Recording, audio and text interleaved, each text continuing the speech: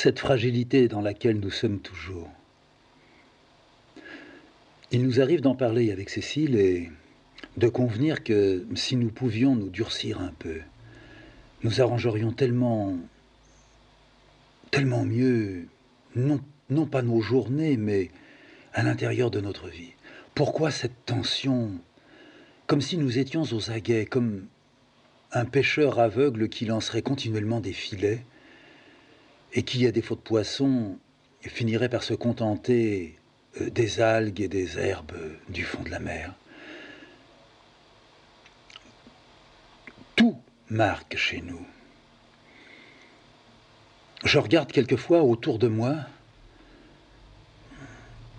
Je ne crois pas que les amis, les personnes que nous rencontrons, celles que nous savons, même autour de nous, dans un immédiat, le cousin, Denise, qui semble pourtant extrêmement sensible à, disons, à des événements. Il y a une distance chez les autres. Chez Cécile, la distance est réduite. Chez moi, elle est presque inexistante. Tout ce que je touche laisse une marque. Quand Cécile avait commencé à parler de ses craintes avec Mouti, je croyais que la quasi-totalité de cette sensibilité brusque, on voit tout de suite chez Cécile. On voit chez une femme quand on la connaît bien. Dans les paroles, il est plus difficile d'apercevoir ce qui serait comme les traces ou l'amorce d'une cassure. Mais dans les mots qu'elle peut choisir, dans les mots que je choisis moi aussi, il y a immédiatement comme une anguille sous roche. On voit l'eau bouger, on ne voit pas le poisson. Mais tôt ou tard, le poisson sera perçu. Dans l'herbe, on ne voit pas l'insecte. On sent. On voit les herbes frémir. Ce n'est ni notre souffle, ni le vent qui passe. C'est un insecte qui marche. C'est un insecte qui se faufile, contourne comme nous des troncs dans une forêt, lui, des pieds d'herbe. Puis tout à coup, il trouvera un trou, se précipitera dedans, peut-être pour se faire manger par un autre. Nous nous faisons manger par nos propres pensées.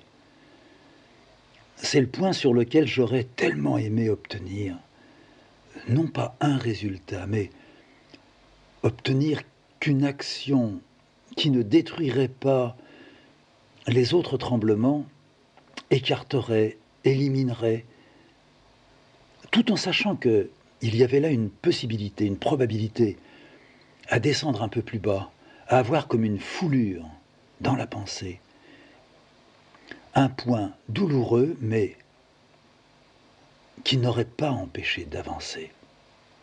Nous nous empêchons par, non pas des événements comme ceux de Jules, non pas, je reviens sur cette histoire de fauteuil, mais elle est exacte, elle est vraie, elle reviendra. Est-ce que j'ai besoin d'elle pour continuer à avancer? Possible. Mais je n'ai pas besoin de projeter dans le corps de Bara ou de projeter dans la perspective d'un ami qui m'a dit avoir momentanément un problème à régler, que pendant un temps il ne me donnera pas de ses nouvelles, à faire en sorte que ce problème devienne immense, imaginé par moi, et lorsque je le rencontrerai, ramené à des proportions qui me feront voir ma stupidité. Une de nos amies, il y a de cela des années, nous avait fait part d'une crainte qu'elle avait. Elle devait subir un examen. C'était un problème possible qu'elle aurait à un de ses seins. Cette amie, nous l'aimions beaucoup. Elle venait chez nous, nous allions chez elle. Nous connaissions d'elle à la fois l'extérieur et sans doute un peu de l'intérieur. Elle avait une façon tout à fait à elle de lancer la main pour dire ou faire comprendre, n'insistons pas dans cette direction, je me défendrai. Une autre fois, elle avait dit « On se débat tous plus ou moins, ne parlons pas de ça ». Cécile, elle aussi, a tendance à vouloir reporter à plus tard une approche qui s'effacera, s'estompera, tombera en poussière et se diluera. Quelquefois, elle dit « J'avais raison donc de ne pas parler ». J'ai tellement peur que dans cette raison-là ne se faufile, maintenant que je l'ai vu de très près, un drame comme celui que Jules a traversé. Que ça se termine par « ça ne m'intéresse pas, je ne sais pas ». J'ai peur de ces paroles. J'ai peur d'entendre un ami, ou Cécile, ou peut-être qu'elle m'entende dire « je n'ai rien à dire », alors que dans la gorge un nœud très serré retient tout, y compris le souffle. Pourquoi ne pas me faire aider si vraiment j'ai un nœud? Mais pourquoi avancer un nœud qui n'existe pas encore et qui existera à partir du moment où j'aurai nommé le nœud? Je ne voyais pas Moujik fatigué. Cécile disait qu'elle l'apercevait tous les jours ou toutes les semaines, Moujik un peu plus fragile. On lui proposait de sortir, il ne sortait pas. Lorsqu'il sautait, il y allait avec plus de délicatesse que d'habitude. Il cherchait les bras de Cécile beaucoup plus souvent encore que par le passé. Il aurait passé ses journées et même ses nuits dans les bras de Cécile et surtout accroché aux bras de Cécile, ce petit singe que j'avais vu, comme un petit singe. J'avais observé que lorsque je donnais une petite tape très amicale, que Moujik aimait beaucoup. Il passait à côté de moi, le long de ma table, je tapais un petit peu, à la hauteur des reins, à la hauteur des pattes arrière. Et chaque fois, il sortait son petit cri, « Miaou ». J'étais certain qu'il me répondait quand je le tapotais. À présent, j'observais que c'était un endroit précis où, lorsque je passais ma main, en appuyant un petit peu plus fort, il miaulait, « Miaou ». Avec Cécile, nous nous sommes demandé si ce n'était pas une douleur dans cette région. Et puis vint un moment où, le voyant dans sa caisse, il s'installait et ne pissait pas. Cécile m'a dit, il a un problème. On l'a reposé dans sa caisse quelques instants après. Enfin, il a fait. Mais quand il a fait, c'était une toute petite goutte teintée. Nous sommes allés voir le vétérinaire. Nous lui avons montré le chat. Il a dit qu'il avait certainement des suites de sa castration. Une toute petite retenue à l'urètre, une inflammation, que cela était fréquent. Il a traité le chat. Le chat a retrouvé un fonctionnement, mais chaque fois que je le touchais, que je le touchais un peu plus profondément, à la hauteur des reins, au-dessus de la cuisse, Moujik miaulait. Il était donc évident que dans cette région-là, l'inflammation continuait à se propager, ou en tout cas à se maintenir. Un mois a passé. Il n'y eut plus l'impossibilité dans laquelle il avait été dans sa caisse, mais il y avait ou bien de fréquentes émictions, ou bien des retenues un petit peu plus grandes, et puis ensuite tout revenait. On nous conseilla, puisqu'il ne pouvait pas boire, comme tous les chats, ou si peu, de l'hydrater. Moujik maigrissait. Avec une seringue, je lui faisais rentrer, dans la commissure de ses lèvres, quelques centimètres cubes d'eau. Moujik acceptait tout. Moujik acceptait qu'on lui prépare des petites boulettes, qu'on lui mette dans le fond de la gorge et qu'il les avale. Il acceptait l'eau que je lui glissais. Il acceptait qu'on lui touche ces régions si délicates pour les animaux. Moujik ne quittait plus du tout Cécile. Il ne venait pas sur ma table. Lorsque je le mettais sur ma table, il me montrait qu'il voulait en descendre et rejoindre Cécile. Un jour vient où je remarque vraiment qu'il a du mal à sauter. Cécile me dit qu'elle l'avait elle aussi remarqué. On décidait de le garder la nuit dans notre lit, seul. sans son amie Sirène. Pour monter, on avait fait une petite marche. Il s'élevait lentement, venait près de nous, s'enroulait, dormait. Moujik ronronnait beaucoup. Il continuait à ronronner beaucoup. Il voyait sans doute qu'on allait au-devant de ses demandes. Puis il finit par ne plus du tout uriner. On alla voir un autre vétérinaire. On a parlé d'une maladie congénitale, que certainement cela n'avait rien à voir avec l'opération de la castration. C'était plus haut, dans les reins. Il ne filtrait pas. Lorsqu'il marchait, il regardait à droite et à gauche comme un clown le fait sur la piste, pour qu'on le remarque et pour faire que l'on s'aperçoive qu'il regarde partout et nulle part à la fois. Moujik faisait ça. Tout à coup, il courait et il regardait à droite, à gauche. Petit animal presque ivre. On sut que c'était l'un des effets du mauvais fonctionnement. Puis les choses allèrent en se précipitant. Nous ne savions plus comment faire. Je retrouvais certaines de mes questions. Est-ce qu'il est vrai que Mouti soit fatigué, ou est-ce que c'est faux? Est-ce que l'on ne va pas, là aussi ou là encore, se réveiller? Puis il y eut une grande période d'amélioration. On se mit à croire que la chose était passée, que cette déformation de naissance s'était plus ou moins arrangée. On envisageait de le laisser seul dans la maison avec Sirène et avec Bara. Tout se passait à peu près bien maintenant. On avait tout de même un point d'interrogation, comme un crochet qui pendait auquel on évitait vraiment de retenir. On dut aller à Paris, Cécile et moi, partir un matin et revenir le soir. Dans la fin d'après-midi, alors que nous devions ne partir et ne prendre un train que des heures bien plus tard, j'avais téléphoné à la voisine Denise en lui demandant est-ce que tout était normal à la maison. C'est elle qui se chargeait, quand nous nous absentions, de cette façon.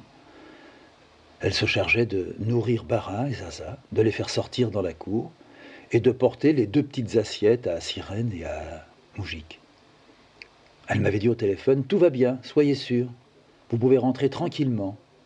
Je l'avais dit à Cécile, elle était rassurée. Moujik allait bien, il avait mangé. Dans l'après-midi, en fin d'après-midi, tout à coup, Cécile me dit « Je veux qu'on rentre ». Je lui faisais valoir que nous avions décidé de ne prendre le train qu'à telle heure le soir. « Oui, c'est possible, mais je voudrais qu'on rentre ». J'ai obéi. Nous sommes allés à la gare, nous avons attendu un long moment. Enfin, le train est arrivé. Nous sommes arrivés à Châteauroux le soir. La nuit était déjà là. À crevant, je filais, je montais, je lui disais « Mais qu'est-ce qui s'est passé? Qu'est-ce que tu as eu ?» Je ne sais pas, j'ai eu envie de rentrer. Il me semble qu'il y a quelque chose. Cette espèce de mouvement dans lequel on peut tomber, qui entraîne si facilement l'autre lui-même est dépassé par, et se met à dépasser celui qui avait été en fait le créateur de toute cette désorganisation. Je veux dire par là que Cécile avait vraiment cru sentir que s'était prêté à cette intuition, mais moi qui ne l'avais pas eue, j'étais allé au fond beaucoup plus loin qu'elle. Je me demandais, est-ce qu'il n'y a pas eu par hasard un incendie? Est-ce que... Je ne sais pas. Je cherchais dans le pire, alors que Cécile ne parvenait pas à me nommer avec précision qu'est-ce qu'elle avait trouvé à l'intérieur de cette intuition et de cette crainte.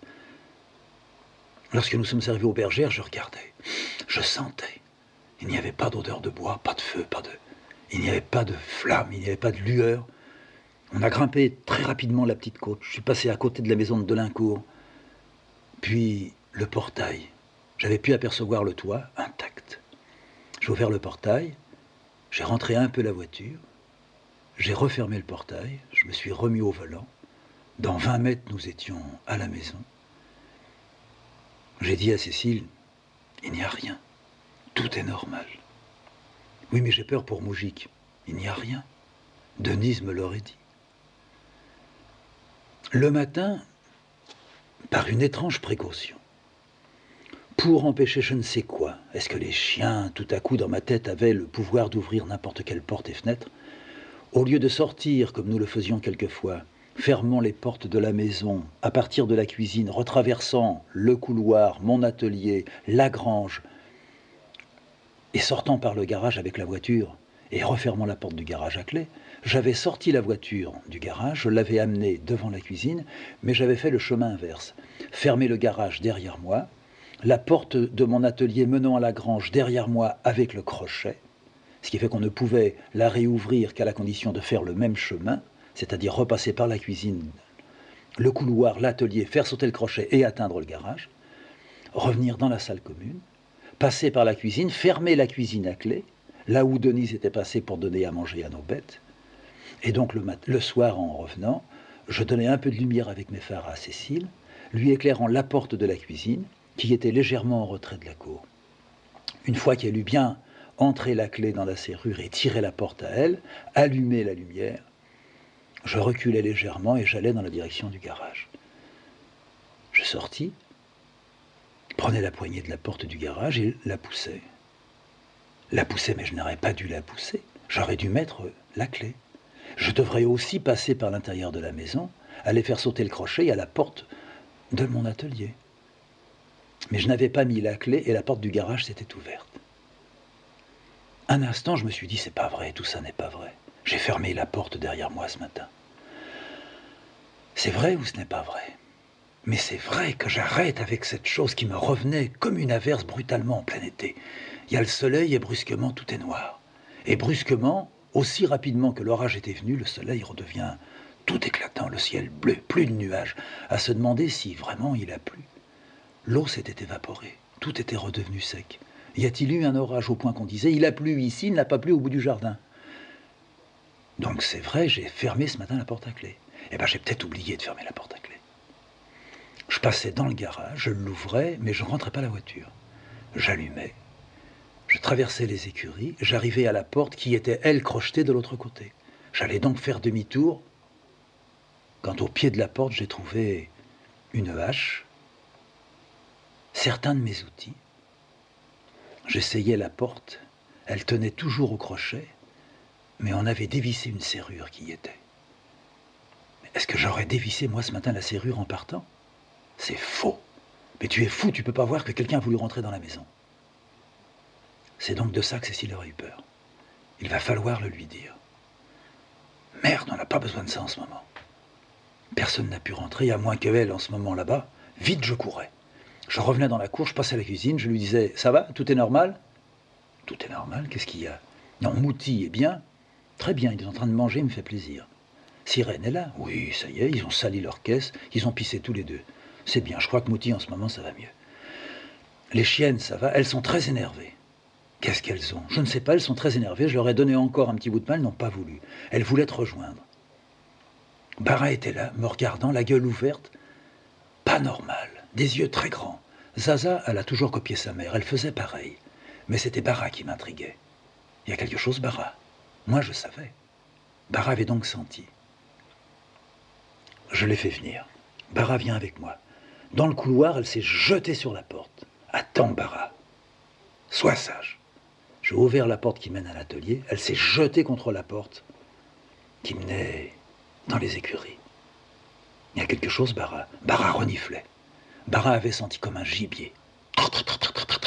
Comme ça, elle faisait.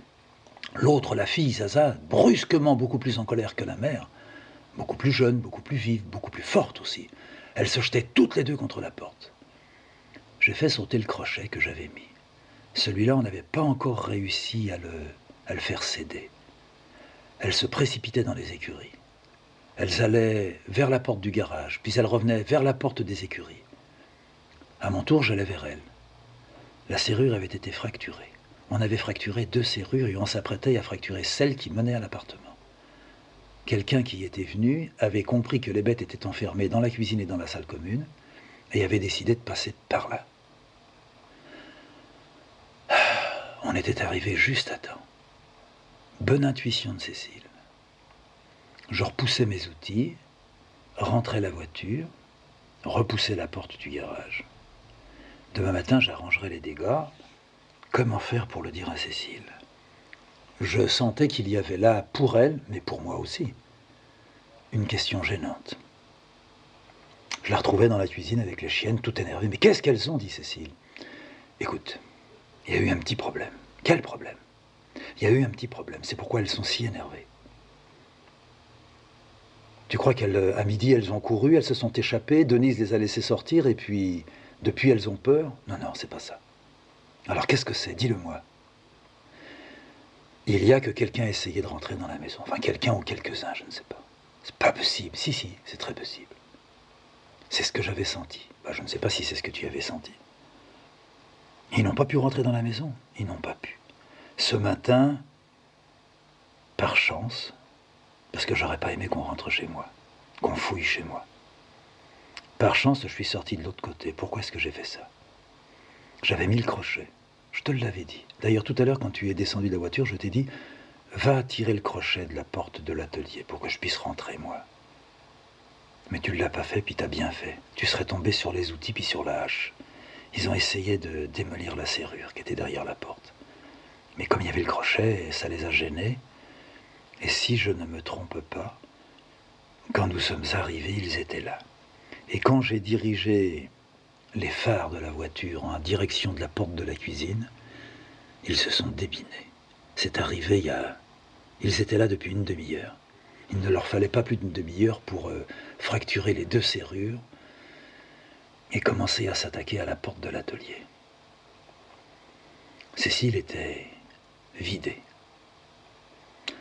Je leur ferai mettre des serrures plus sûres. Je ferai mettre des barres derrière les portes, j'ai dit à Cécile. Non, c'est rien, l'important c'est que les bêtes soient là. Mais s'ils étaient rentrés, qu'est-ce qu'ils auraient fait? Je sais pas. Mais les chiennes, comme elles sont, elles leur auraient sauté dessus, sans doute. Qu'est-ce qu'ils auraient fait à mes bêtes? Je ne sais pas. Ils auraient pu tuer mes chiennes, c'est possible. On serait rentré, on aurait trouvé les chiennes là, dans une mare de sang. N'allons pas jusqu'à là, ce n'est pas arrivé. Ça aurait pu être comme ça. Et ils auraient ouvert les portes et mes chats seraient sortis. Oui, dans la nuit, possible. Mouti, malade comme il est. Mouti aurait pu mourir aussi. Ils auraient peut-être tué mes chiens et mes chiens. Oui, possible. Possible. Allez, refermons tout comme on peut. Et puis, on verra ça. J'irai voir demain matin Denise et je lui dirai, il n'y avait rien d'anormal quand vous êtes venu sortir les chiennes juste avant que la nuit ne tombe. Cécile ne put pas se coucher tout de suite. Elle tournait, elle disait, on aurait pu tuer mes bêtes. J'ajoutais, oui, on aurait pu tuer les bêtes, rentrer dans la maison, fouiller partout. Est-ce qu'ils auraient foutu le feu? Est-ce qu'ils auraient fait le saccage? Ah, c'est con cette histoire. Écoute, me dit Cécile, ça fait plusieurs fois que je t'entends dire « Je n'aimerais pas passer un autre hiver. Je me demande si ce n'est pas un signe. » Je ne sais pas pour le moment, j'en suis à me demander qui est-ce qui a pu observer qu'on n'était pas là. Parce que c'est quand même quelqu'un qui a observé ça. Oh, c'est pas la peine de chercher, dit Cécile. Pas la peine de chercher. Ils ont vu que nous n'étions pas là le matin, ils ont vu Denise faire sortir les chiennes, ils ont vu Denise fermer les volets. Comme nous ne sommes jamais rentrés dans la nuit comme ça, et comme on n'était pas là à 10h30, ils se sont dit c'est le bon moment, ils ne rentreront plus, on a pour nous la nuit. C'est possible. J'étais douloureux, j'avais mal dans les genoux. J'imaginais la maison sens dessus-dessous. J'imaginais surtout, comme l'avait dit Cécile, cette image-là ne me serait peut-être pas venue. Je ne sais pas pourquoi, je me disais que Bara, déchaînée comme elle était, elle aurait certainement arraché un morceau de viande. Ouais, sauf si le type avait foutu un coup de barre. Comme il les avait entendus, il se serait préparé à ça. Le lendemain, je voyais Denise. Je lui demandais si tout avait été normal. Oui, dit-elle. Vous n'aviez pas remarqué que par hasard j'avais oublié de fermer la porte de mon garage? Non. C'est ça. Vous n'êtes pas allé jusqu'à l'atelier? Si. Vous avez ouvert et fermé les volets. Oui. Vous n'êtes pas passé dans les écuries. Pas du tout. Est-ce que par hasard vous avez remarqué, il y avait le crochet de mis? Oui, j'ai vu. J'ai dit même en rentrant, monsieur 2, il a raison, il met le crochet qui va dans les écuries. Pourquoi? Parce que le crochet y était hier au soir, mais derrière, on a essayé de tout casser. La serrure du garage est fracturée, la serrure qui mène aux écuries par l'arrière est cassée. Ça a dû arriver hier au soir, après vous et juste avant qu'on arrive. Denise alla chercher son mari, alla chercher le beau-père, le vieux. Tout le monde se retrouvait autour de moi. C'est pas la peine de chercher monsieur 2. Vous savez qui c'est? Chut, faut pas dire ça. On les a pas vus, on ne sait pas qui, on ne peut pas accuser. Il faut aller chercher la gendarmerie. Oh, je crois pas. Il faut le dire aux gendarmes, sinon ils vont continuer. Ils ont déjà volé ailleurs. Chez nous-mêmes, ils ont volé des bêtes. On n'a jamais osé porter plainte. Maintenant, il faut porter plainte. Je ne sais pas, on verra. Je suis revenu à la maison. J'ai dit à Cécile, non, tout était normal jusqu'à ce que Denise vienne le soir vers 6 heures. C'est à partir de ce moment-là que les poulies de nos machines intérieures se sont déréglées. J'ai effectivement souhaité partir. Mais je dois être honnête, depuis déjà quelque temps, je souhaitais partir. Mais je me demandais toujours, est-ce que c'est vrai ce que je pense? Est-ce que j'ai raison? J'étais fatigué. J'étais brusquement, en 24 heures, devenu comme Jules. J'avais mal aux chevilles. Je me sentais brusquement très vieux. Le dessin qui était sur la table ne m'intéressait pas, risquait de ne plus m'intéresser. Ce n'était pas « on a voulu rentrer chez moi, on aurait pu tuer mes chiennes ». C'était que j'étais là, que Cécile était brusquement elle aussi lasse, que Moujik en 2-3 jours retrouvait les mêmes problèmes que précédemment. C'était comme s'il avait entendu qu'on avait fouillé dans la serrure et que sa propre serrure allait se redéglinguer, se redétraquer. On est reparti chez le vétérinaire, on en a vu un autre, puis encore un autre. Et puis on a commencé à lui faire des piqûres, à lui donner des comprimés. Et puis, on a trouvé une autre maison à La Châtre. On a dit, c'est pas pour maintenant, c'est pour un peu plus tard. Cécile a dit, je suis sûre que tu as raison, on ne pourra pas rester longtemps encore ici. Elle me regardait, elle attendait de moi que je lui dise un chiffre. Peut-être 5 ans. Je n'ai pas dit 5 ans. J'ai fait un vilain rêve. Je ne pouvais plus dormir qu'avec des rêves qui tournaient au cauchemar. Mon rêve reprenait très exactement la réalité de notre retour. Puis j'ai fait encore un autre rêve. La même réalité du retour, mais toutes les bêtes étaient tuées. On avait fracturé les buffets, mais les buffets étaient tués. Même les buffets avaient perdu du sang. Mon armoire, là où je mettais mes livres, saignait. Les livres étaient par terre, on les avait ouverts, sans doute piétinés. Eux aussi saignaient. Ma table avait un grand coup de hache dans le milieu, uniquement pour me faire chier. Chaque fois que j'aurais posé du papier, j'aurais senti un sillon et j'aurais crevé le papier. Notre lit avait été complètement lacéré. C'était comme le costume de l'oncle, la fois où, ayant repéré un très léger défaut dans l'épaule, il s'était mis en marche vers la folie. Et il avait, avec un rasoir, commencé à découdre la manche qui se rattachait à l'épaule. Puis il avait dérapé, une légère entaille, il avait dit « il est foutu », et il l'avait découpé en fines lamelles. C'était devenu comme un écheveau pendu. J'ai fait encore un autre cauchemar. L'autre cauchemar, c'était non pas Cécile qui sortait de la voiture et allait dans la cuisine, mais moi, qui l'avais précédée. La voiture avait dû marcher toute seule, rouler toute seule, depuis Paris, Châteauroux, je ne sais pas où. Cécile ne s'était pas aperçue de mon absence. J'avais dû voler au-devant de la voiture. Je voulais les surprendre, Mais je n'avais surpris personne. J'étais arrivé dans la cour, j'avais regardé, le garage était fermé, la porte des écuries était fermée. Alors j'avais donné un coup d'épaule dans la porte du garage, je l'avais défoncé. Et puis un coup d'épaule dans la porte des écuries que j'avais défoncé. J'avais pris la hache, j'étais venu vers la porte de l'atelier. J'avais foutu des grands coups de hache dans la porte de l'atelier. Et puis j'avais pris un tournevis et j'avais dévissé la serrure. J'avais laissé tomber par terre. Puis je m'étais acharné à faire sauter le crochet. J'essayais avec un tisonnier. Tac, je l'avais. Non, il retombait dedans. À chaque fois, le crochet retombait dans son anneau. Merde, j'arriverai pas, puis la voiture va venir. Puis j'avais tout laissé tomber par terre. J'étais reparti au-devant de Cécile sur la route. J'avais sauté dans la voiture en marche. J'avais repris le volant. Et puis ça s'était déroulé comme dans la réalité. Nous étions arrivés au portail. J'étais descendu. J'avais ouvert le portail. J'avais rentré un peu la voiture. Refermé le portail derrière moi. Conduit la voiture dans la cour. Orienté les phares dans la direction de la porte de la cuisine. Cécile était rentrée. Je lui avais redemandé « Tout est normal ?» « Tout est normal. » Elle avait éclairé. J'étais allé dans le fond du garage.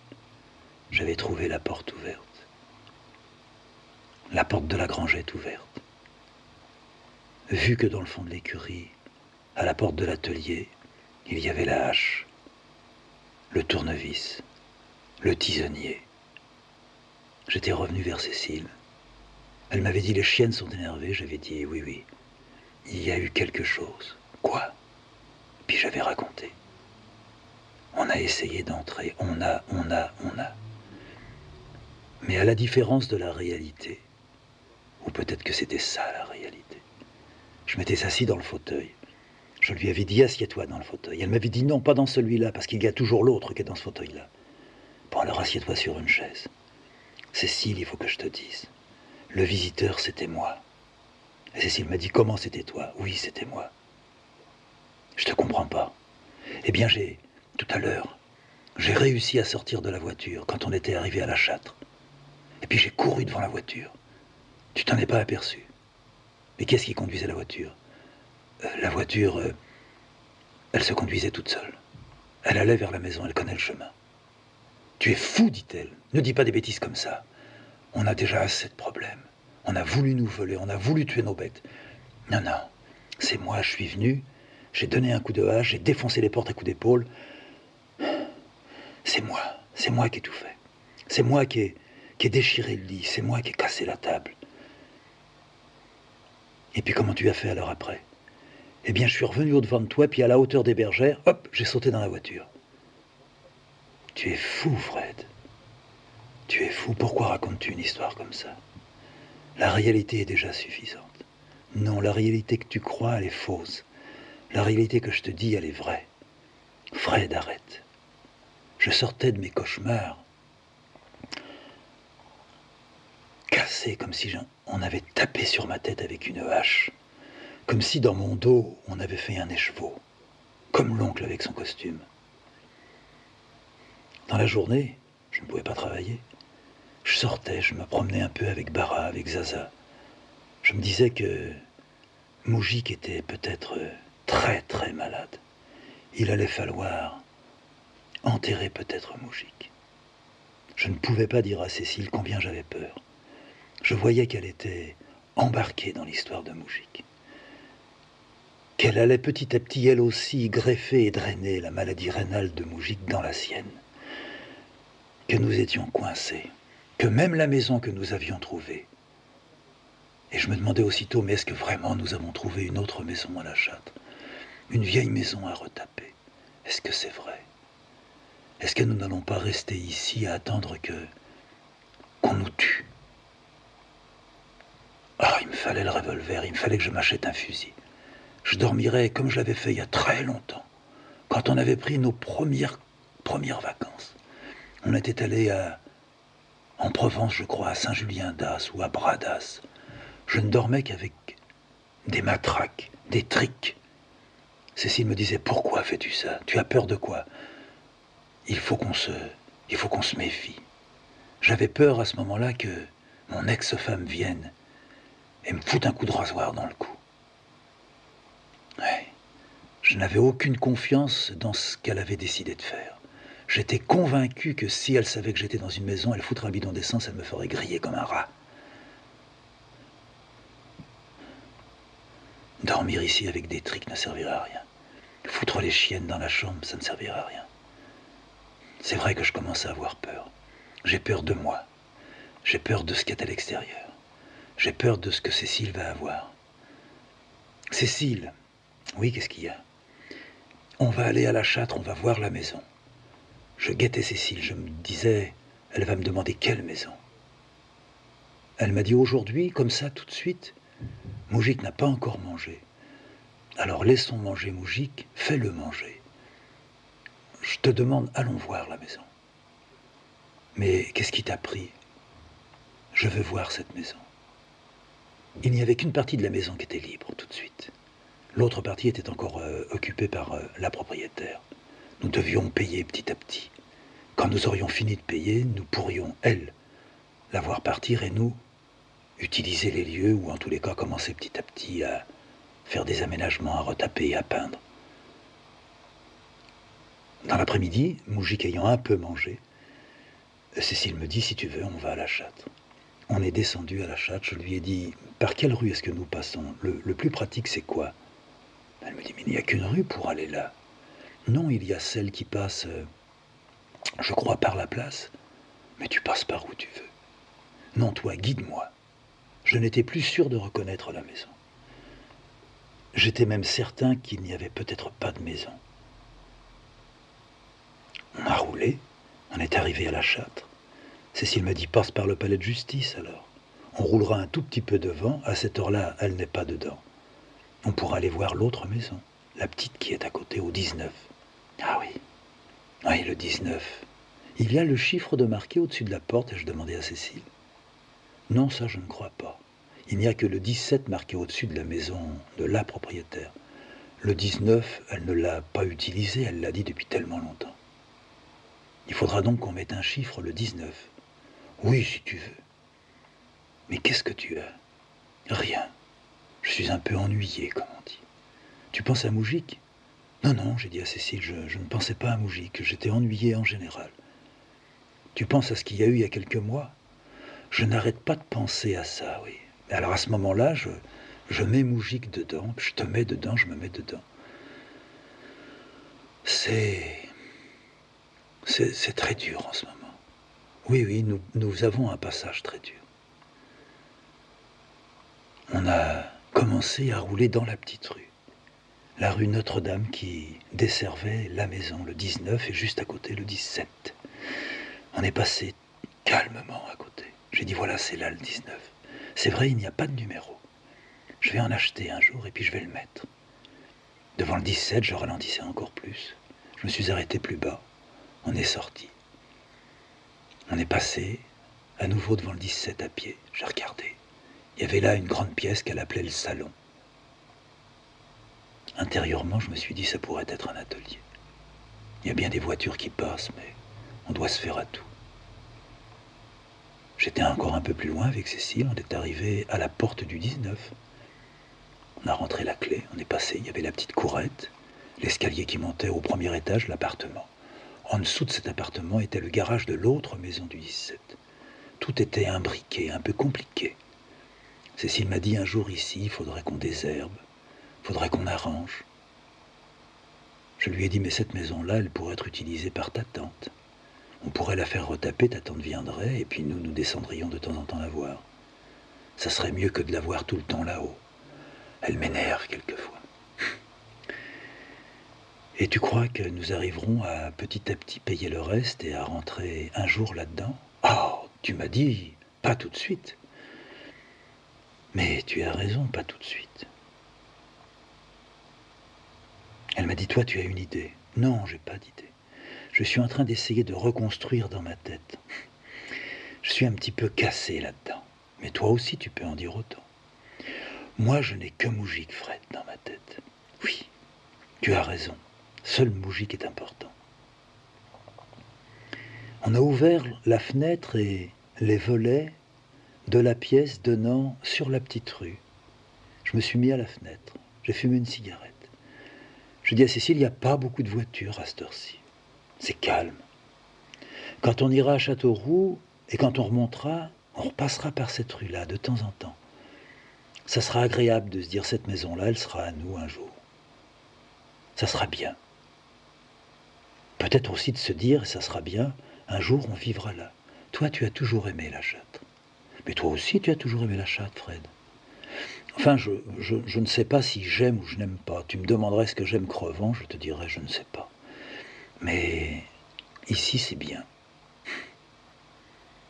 Et si on commençait les travaux? Oh, on pourrait commencer les travaux, il n'y a que 2 pièces à faire pour ta tante, là. Ça pourrait se faire. On a refermé derrière nous, on est sorti, remonté dans la voiture, revenu à la maison. Moujik n'était pas bien. Il y avait 2-3 jours passables, les 4 autres très mauvais. Moujik commençait à geindre. Le mois suivant, il ne bougeait pas beaucoup, marchait peu, s'installait toujours pour pisser, ne pissait pas. Quand il pissait, il y avait du sang. Je lui mettais sans arrêt de l'eau, toutes les heures, une petite seringue d'eau dans la bouche. Il avalait gentiment. Il mangeait encore un peu. Mais il se tenait souvent en boule. Ça me rappelait Stéphane. Qu'est-ce que l'on va faire? On est allé voir encore un vétérinaire. Il a confirmé, c'est une histoire rénale certainement. Un ami qui était médecin m'a confirmé que les humains, quand ils avaient un problème comme ça, on les mettait en dialyse. Mais les chats, on ne pouvait pas le faire. C'est exactement ce qu'avait Stéphie. Je lui disais, qu'est-ce qui se passe chez les hommes? Ils ont effectivement la tête qui dodeline comme ça, comme on me l'a dit une fois. Ouais, tout à fait ça. Ils ont une vision tout à fait différente. Dans la tête, ça circule très mal. Ton chat est très très malade, tu sais. Ouais, sûrement. Et puis est venu le jour où tout s'est fait d'un coup. La décision. On mettra le cousin en vente. Dans quelques jours, je descendrai Mouti chez le vétérinaire. Sa vie s'arrêtera là. Et Cécile était fatiguée. Cécile était très très fatiguée. Cécile me disait, on ne vendra jamais cette maison. Elle est trop grande, tu avais raison. Qu'est-ce qui nous a pris à vouloir faire une maison comme ça? Ce petit chat, quand on l'a acheté, il était malade. C'est pourquoi il est resté 4 mois dans la cage. C'est parce que les gens avaient vu qu'il était malade. Nous, on ne l'avait pas vu. Et puis Cécile dit, moi la vie ne m'intéresse pas. Ici au Cousin, j'étais bien. Le jardin, pour moi, c'était mon paradis. J'ai eu 2 paradis dans la vie. Kibarti, la cour de Haut-Papa, le magasin de Haut-Papa, tout ça, c'était mon paradis. Je l'ai perdu, et ici, je l'avais retrouvé. Quand j'étais fatigué, je laissais tomber ma gravure, j'allais dans le jardin, je marchais, je regardais à droite, à gauche, mes semis, là où je ferais mes semis l'année prochaine. Ce qui germait, ce qui ne germait pas. J'avais l'impatience de gratter pour voir si la graine avait prise. Je savais que je faisais une bêtise, que la graine allait mourir, mais j'étais content, je voyais. Une avait prise, toutes les autres sont venues, c'est sûr. Je récolterai. C'est pas pour la récolte, c'est pas pour eux, non. Manger ne m'intéressait pas. C'était pour la joie de donner de la vie et de participer à la vie. Ça m'irradiait, ça me rentrait dans le corps. Maintenant, je suis d'accord. Ça ne m'intéresse plus. J'ai été folle de penser comme ça. Il n'y a pas de paradis. Les paradis, ça se perd. On fera comme tu as dit. La maison sera en vente. Voilà. Personne ne l'achètera. Et puis Moujik est perdu. Et puis moi, je veux être perdu. Et puis tu seras bien après. Tu seras libre. Tu pourras enfin... Je ne sais pas quoi faire. Je laissais parler Cécile. Il me semblait que Cécile avait un peu de folie à ce moment-là. Ses yeux étaient comme ceux de ma mère, dans la glace, très grands, poisson mort. Cécile ne pouvait pas raisonner. Cécile était affaissée, avachie. Elle dormait. Elle dormait trop par période et puis plus du tout ensuite. Elle mangeait puis elle ne mangeait pas. Et puis Moujik a cessé de vivre. Et puis Moujik est allé rejoindre Stéphie. Et puis Cécile ne s'intéressait plus à rien. Et puis, voilà, et puis, ça fait ça comme ça. Nous étions arrivés à la barrière, au passage à niveau de Jules, ça fait ça comme ça. À 60 ans, c'était lourd, le corps était devenu lourd. Pour le sortir du lit le matin, je devais porter mes jambes, je devais visser mes jambes. J'avais trouvé nécessaire de mettre en route un très grand dessin. Je n'en verrai jamais le bout. La vie s'arrêterait peut-être avant, ou le dessin serait déchiré. Alors je faisais des petits dessins sur le grand dessin. Je les aboutissais ou je les aboutissais pas. Je les reprenais ou je ne les reprenais pas. Cécile montait dans son atelier, elle regardait par la fenêtre. Elle disait « Je vais quitter tout ça ». Moujik, il est là-bas. Là où on a mis des volubilis. Il y a Moujik et Stéphie. Sirène est très malheureuse. Sirène l'a cherchée partout. Elle crie tout le temps. Elle recommence à tout manger. Qu'est-ce que nous allons devenir, disait Cécile, si nous ne vendons pas cette maison, avec l'autre maintenant qui est à la Châtre. J'affirmais à Cécile que nous vendrions cette maison.